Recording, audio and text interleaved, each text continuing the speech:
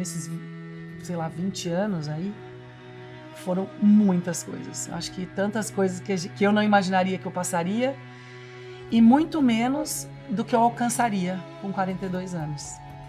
São coisas na nossa vida que a gente nunca imagina. Eu não sei daqui 10 a 20 anos o que eu ainda posso conquistar, mas eu falo que todos os meus sonhos, toda a minha busca, toda a minha dedicação, toda a minha disciplina, tudo que eu preguei nos 20 anos, por muitas vezes eu pensava em desistir, mesmo com 30 anos, mas eu não desisti. Então isso eu falo assim, caramba, parabéns, que orgulho de você.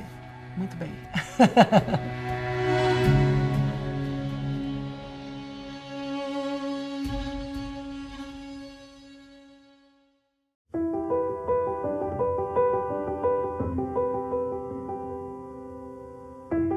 O vôlei entra mais ou menos nessa época de escola, mas também um pouco do clube, que foi onde eu comecei a jogar. E aí alguns professores de vôlei do clube me viram e eles me chamaram para jogar vôlei. Eu sempre achei lindo o vôlei, mas não jogava. E aí comecei a treinar lá com eles, aí fazer o basquete e o vôlei. Eu nunca larguei o basquete, eu sempre tava basquete e vôlei.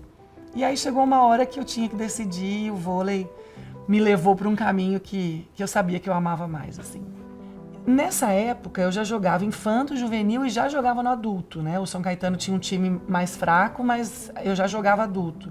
Como o São Caetano não era um time tão grande, a gente pôde fazer essa transição mais tranquila, porque tinha jogadoras não tão renomeadas, então acaba que elas já eram bem mais velhas que eu e me davam assim, poxa, vamos junto, você tem que fazer isso, dava aquelas, meio que acolhiam como filhas, sabe?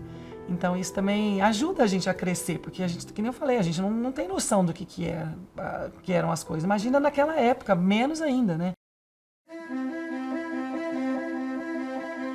O Zé Roberto, primeira vez que entra na seleção brasileira, em 2003, primeira convocação que ele faz, ele me convoca. E eu, na verdade, era a mais nova dessa convocação. E para mim foi, nossa, foi um sonho, né? Porque eu já acompanhava a seleção, já imaginava que um dia talvez eu pudesse chegar, mas não tão cedo. É um motivo de muita honra e muito orgulho. Então é muita responsabilidade, mas ao mesmo tempo é um sonho de vida. Na verdade foram 2 cortes olímpicos, né? E realmente o de 2008 foi muito traumatizante para mim, porque por mais que eu não era titular na época nem nada, eu fiz todo o ciclo olímpico. Então na época eu achava que era o meu momento. Independentemente de eu estar lá jogando ou não, eu estava ali no grupo, eu me doei pro grupo, muitas vezes machucada. Meu time, meu clube não queria que eu fosse para a seleção e mesmo assim eu peitava, falava, não, eu quero representar meu país. E aí, nessa época, depois de 2010, que eu fui cortada, né, fui pro Mundial e depois eu fui cortada, não fui mais chamada, eu pensei em parar, falei, poxa, era mais uma oportunidade de eu estar nas Olimpíadas 2012, não vou estar. Naquela época eu falava, vou estar velha, né? Eu falei, bom, é impossível jogar uma Olimpíadas com 30 e poucos anos, né? Aquela na cabeça de antigamente. Então eu pensei em parar.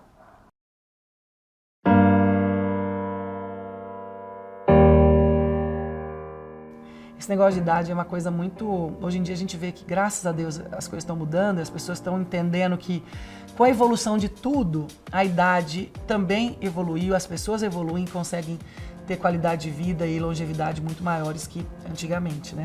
Toda temporada que eu tinha no Minas, uma das preocupações era, como que será que ela vai performar no próximo ano? 34, 35, só melhora. 36, só melhora. 30, só melhora. Eu cheguei no meu ápice com 41 anos. Porque as pessoas têm que entender que não é a idade que é o diferencial, e sim a evolução da atleta, a evolução das coisas. Então isso me tirava do sério, porque toda vez que ia renovar com o meu salário, né, eles não queriam aumentar, porque tem 40 e tantos anos. Não. Eu performei, a minha performance está a mesma, não vai diminuir meu salário, né? Mas sempre foi uma questão muito, muito difícil nesses últimos anos. E é ainda, né? A gente sempre ia jogar lá no Japão e quando o Japão anunciou a candidatura para as Olimpíadas de 2020, e obviamente eu ia ter 40 anos, então nunca pensei, mas eu olhei o símbolo do Japão, das Olimpíadas, que na época era colorido ainda, não era nem o preto total, Eu olhei e falei, nossa, as Olimpíadas vão ser aqui no Japão, você imagina? Olha que sonho seria. E eu fiquei com aquele símbolo na cabeça. E por incrível que pareça, depois de anos, eu fui para essa Olimpíada. Não imaginava. E não imaginava ainda porque a gente teve uma pandemia antes. E eu tinha feito uma temporada muito boa antes das Olimpíadas. E aí começou a pandemia. Eu falei, nossa, gente, não é possível, não é pra ser. Não é pra ser, gente. A maior oportunidade que eu tinha de ir para as Olimpíadas, que é agora, porque na época eu sabia que eu estava entre as melhores centrais e que provavelmente eu iria ter uma vaga para ir para as Olimpíadas. E foi interessante porque a gente ficou acho que uns 5 meses sem voltar para o time. Então 5 meses a gente tendo que se reinventar, sem academia, né? Sem nada. E aí acabou que eu consegui fazer esse tempo, eu consegui ficar com uma performance muito boa. E a gente voltou, e quando a gente voltou, eu estava muito bem de novo. E aí na pandemia a gente tinha ainda que tomar cuidado para não pegar o Covid, para não ficar 14 dias parado. Então, gente, foi assim, uma coisa atrás da outra, mas que no final, graças a Deus, deu tudo certo. E fui para as Olimpíadas. A minha medalha de prata, para mim, obviamente, né, vale muito mais que tudo o que aconteceu antes. Por que eu falo isso? Porque eu joguei. E eu pude sentir o que é ser uma campeã olímpica jogando, né? E mais do que nunca, tipo assim, eu performei bem. Várias jogadoras até quando eu estava lá, de outros países, vinham até mim com 30 e poucos anos, já se achando muito velha, falavam, caramba, que incrível, você é minha inspiração. Porque realmente é muito difícil a gente acreditar que a gente pode performar nessa idade. Então, claro que eu queria ter a medalha olímpica de ouro, mas essa minha medalha olímpica eu não trocaria por nada nesse mundo. Nada, nada, nada.